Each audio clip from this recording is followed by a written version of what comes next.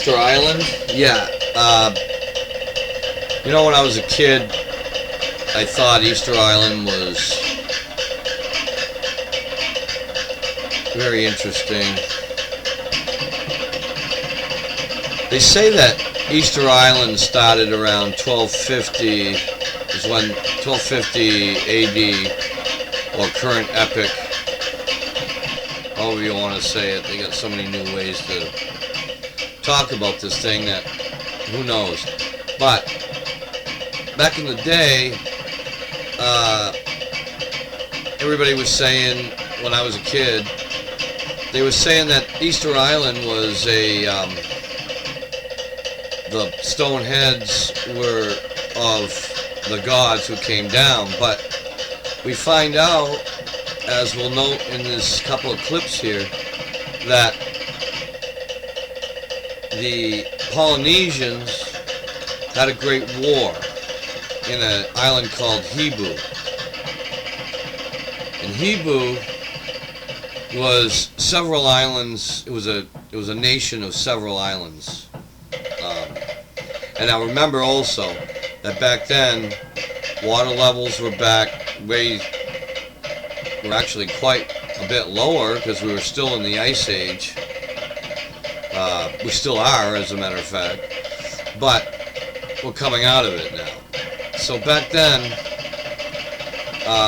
now that we find out that these statues have huge bodies buried underneath them, possibly covered up during one of the floods, possibly done on purpose, we don't know. But there are hieroglyphs on the things. We'll go over that later. But originally I had thought, yep, Van Daniken is right. Those things are depictions of sky gods.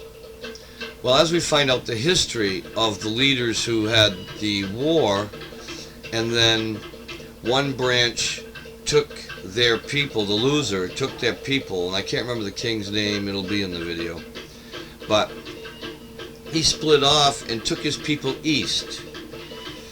On the other islands they talk about that as well, about the leader who went east. Now they don't specifically name Easter Island, but that seems to be the basic consensus at this point. Now, to me, it seems that his putting up or causing these statues to be made and put up around the island, if you were in a boat and you were approaching that island, it would look to you as if the island was ringed and guarded by these huge giants. And I believe personally that these statues were erected to create fear into approaching watercraft, to keep his enemies from finding them and attacking them.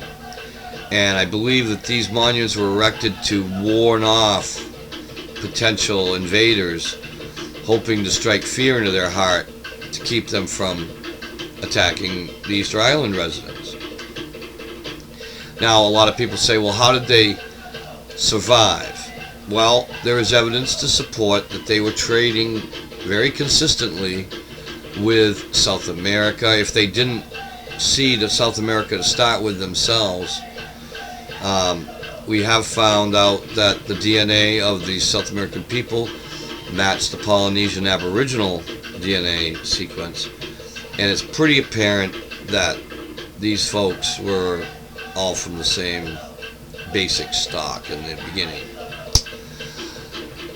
There apparently was a people already in South America when the Polynesian branch got there, but they left for some reason. Perhaps it was a base for ET, and they saw all these puny humans coming in, and they said, well, you know what, let's just go somewhere else, and then they vacated. Well, who knows on that? I'm not going to postulate. But what I will say is this. These were an incredible achievement for this old people. Most of the music is similar. The legends is similar, Polynesian versus Easter Island. And it is quite apparent that they were capable of making the trip between islands. Looking on Google Earth, you can see a line of islands that dot, and of what used to be islands before the rise of the waters that were easily jumped between on their travels east. So with that in mind, let's take a look at some of this other evidence that we have, and let's take a little look at the clip I have of a doctor or a professor, archaeologist who has been doing some studying, and he's come up with some very interesting connections between the Polynesians and the Easter Island natives.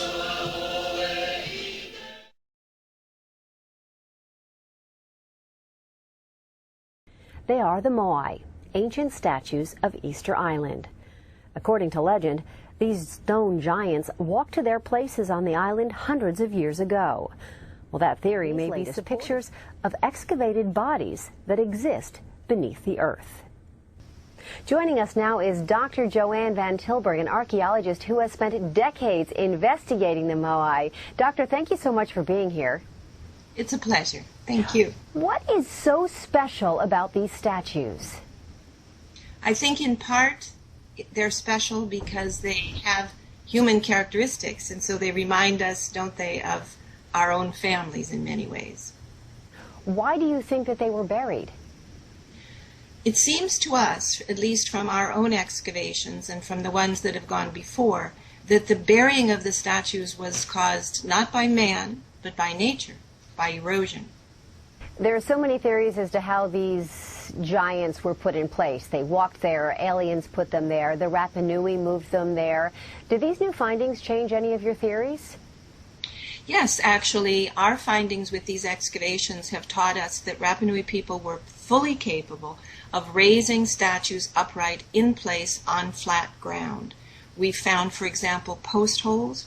We found rope guides cut into the bedrock. So this is really evidence of very clever thinking, very careful planning, and some fine resources of rope and posts and so on. How exciting is it to find a discovery like this?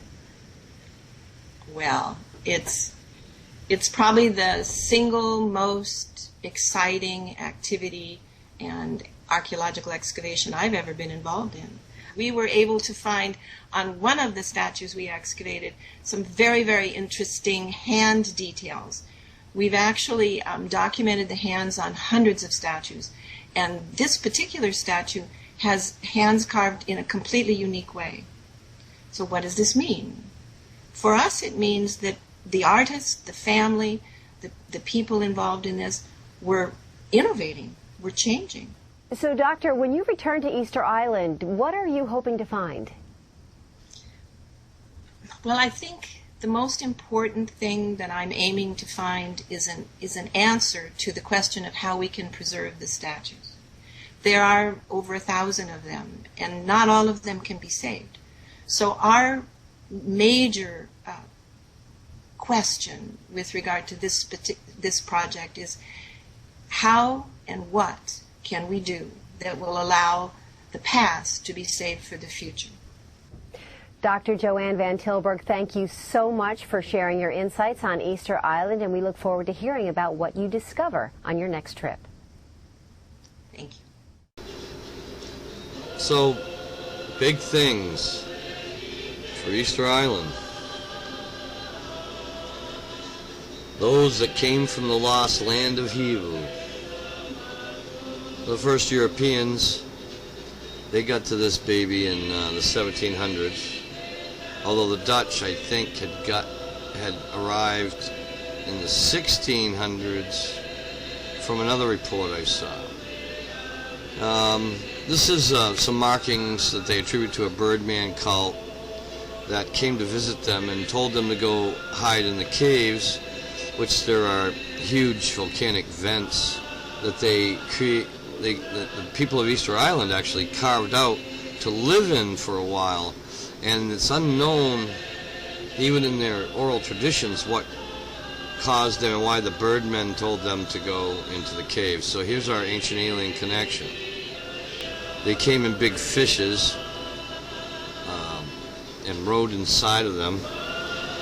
Now remember also that these guys were known for not only human sacrifice, but during the religious ceremonies they also would eat the flesh, and they'd always get the sacrifice from a neighboring village. There was several on the island. Here's one of the caves that they remade to live in during a time of tribulation. We don't know if they were hiding from the great fireballs, from a flood. I'm sure that when the waters started rising at the end of the Ice Age, it was a little disconcerting. I remember they're from an island group from the east of them. And again, I believe that the heads or the bodies were placed there to warn off others, keep them away. At some point, when they ran out of wood, they couldn't build their canoes anymore, and they couldn't go and do trade with other nations like they were in the past. So they ended up stranded, basically, with no food.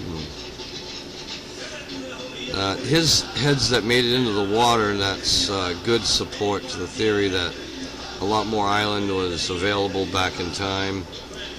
Either that, or it was washed there through a great flood of some sort. Perhaps during the time of the glacial melt. They were one of many victims.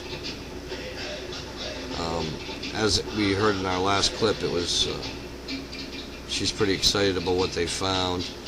Here's some of the other carvings on the island. Very interesting, very similar to many others that we've seen around the world. If you notice the round eyes and the circular pattern, it's very similar to some of the cave paintings I've seen, particularly those in France and places like that. And then we got over here what looks like a spaceship, does it not? This is in particular to the birdmen that came down. Some of them came from the fish, and obviously this artist had a different rendition of the same event, unless it was a separate event. Of course, that would change things, wouldn't it? There is speculation that there might have been someone here before the Polynesians got here. Here's a volcanic vent that was lined with stone but they were living inside of these things and for protection. Now, they supposedly came to this area only about 2,000 years ago, about the time of Christ. But some of those caves show evidence of some kind of habitation, it looks like, before then. I'm not there, I can't look at it myself, but boy, I'll tell you, some of the designs, as we'll see here later, the designs are coming from several different parts of the world.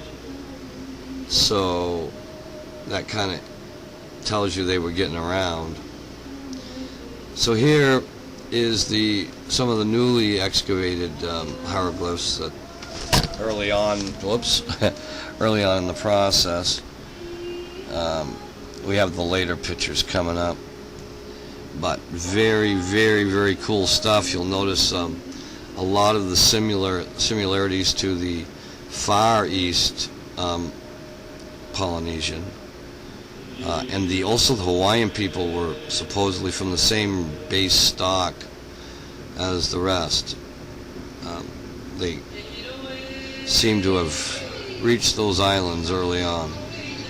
Now, before Easter Island even, they were sailing to those other islands. This is some amazing stuff. I hope nobody destroys these in the process. I hope they find a way to keep them for us to see. I know you've all seen these pictures. I'll take this opportunity to just talk about it.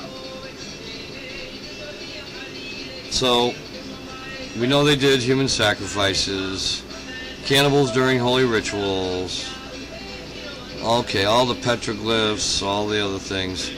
Now, they traded with people 1,000 miles, 1,000 kilometers to the east or west, and up to 3,100 kilometers to the east, all the way to Peru, Lima, Peru area. As I said before, they said something about, in the video, about erosion bearing these up to their necks. I almost believe that it might have been a volcanic ash event followed by rain that might have buried them, or they were part of the original flood.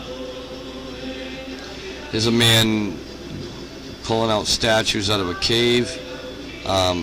Most of the art on Easter Island is in these caves. And these caves only date 300 to 500 years ago that they were living in them.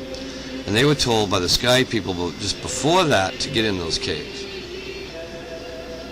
Okay, so somebody was taking care of them all the way back. So there you go. As a matter of fact, I would not be surprised if the original king who set off with his people to find this place wasn't guided by such beings. Now, another theory for the presence of the heads is not only intimidation, but perhaps it was a marker to guide traders in. I mean, after all, they're on the top of a volcano,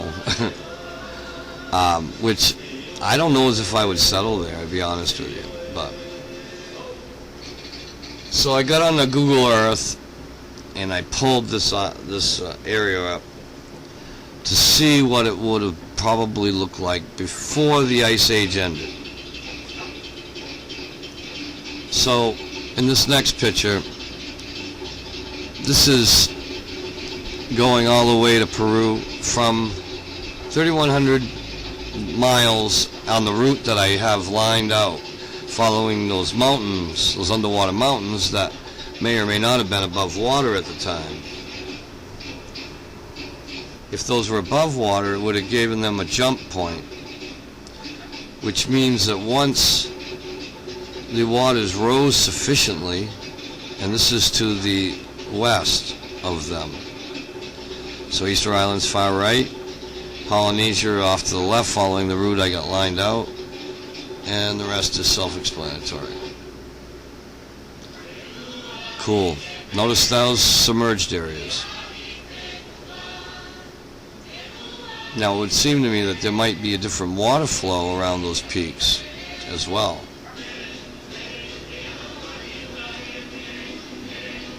Hard to say. But these glyphs have both Peruvian, Inca, connotations,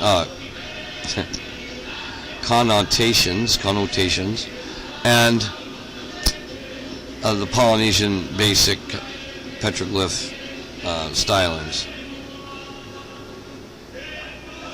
So what we find all over this caves everywhere. There's caves everywhere you look. It's crazy. There's at least 4 major cave systems, and if you want to research those, the names are available online. Google Earth, just Google Easter Island and images, and you can follow it back to pages that are some of them go right back to the professors that are doing this research. Here's an event showing a king and a bunch of subjects, and I don't know what the actual decoding of this is, but obviously something's going on.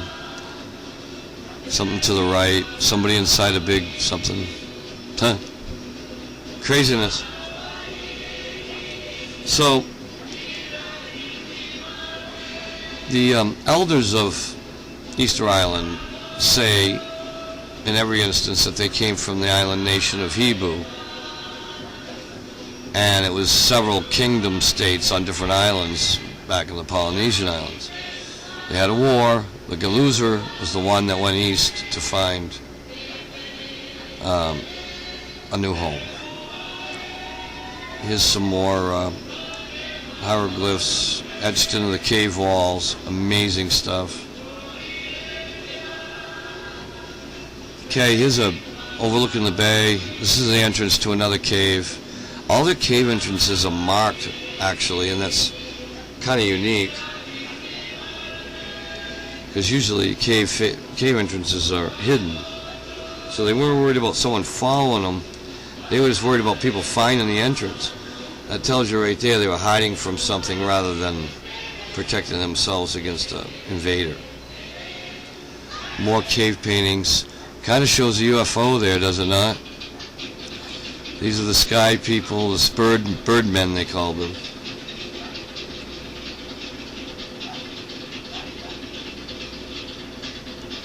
Yep, very amazing stuff. I'm not quite sure what's going on in this picture, but I know my dog's going crazy outside. But anyway, they can suffer. So here we have an actual map of the island with the main crater over there on the left bottom. Big entrance to a cave there, big vent. All the different placements, the approximate placements of the major items of interest. Coming up, I have an alternative map of the same area, a little bit different highlighting. As normal, you can always pause and check these things out. Here you've got, oh yeah, you check this out close. Oh yeah, I would like to go, but I don't see it as a huge ancient alien site. They may have come there for a short time, but I don't think they had anything to do with the heads. I think they had more to do with getting those people put into caves, to be honest with you. These are what they would ordinarily live in, is these stone circular homes. And when they weren't living in the caves, that's what they were living in.